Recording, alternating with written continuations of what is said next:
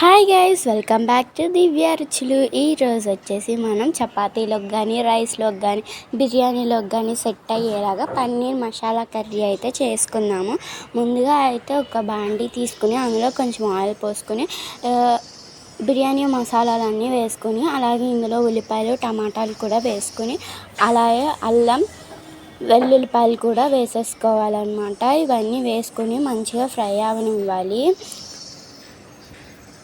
ఇందులోనే క్యారెట్ని కూడా వేసేసుకోండి. అలాగే ఇందులో కొంచెం జీడిపప్పు, కొంచెం బాదం పప్పు కూడా వేసుకొని, కొంచెం కొత్తిమీర వేసుకొని బాగా ఫ్రై అవనివ్వాలి. ఫ్రై అవనిచ్చినాక ఒక మిక్సీ జార్లోకి చల్లారినాక మిక్సీ జార్లోకి వేసుకొని అది ఒక పేస్ట్ లాగా చేసి పక్కన పెట్టుకోండి.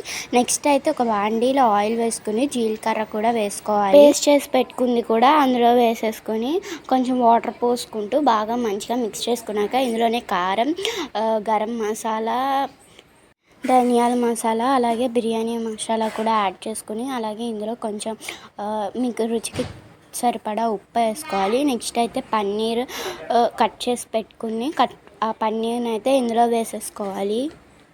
ఇంక ఇట్లా వేసుకున్నాక పచ్చి బఠానీ కాసేపు నానబెట్టి వేసుకుని, అలాగే ఈ దగ్గరికి వచ్చినాక కొత్తిమీర వేసుకుంటే రెడీ ఫర్ పన్నీర్. సూపర్ ఉంటుంది. టేస్ట్ అయితే చాలా బాగుంది. మీరు కూడా ట్రై చేసి కామెంట్ చేయండి. బాయ్.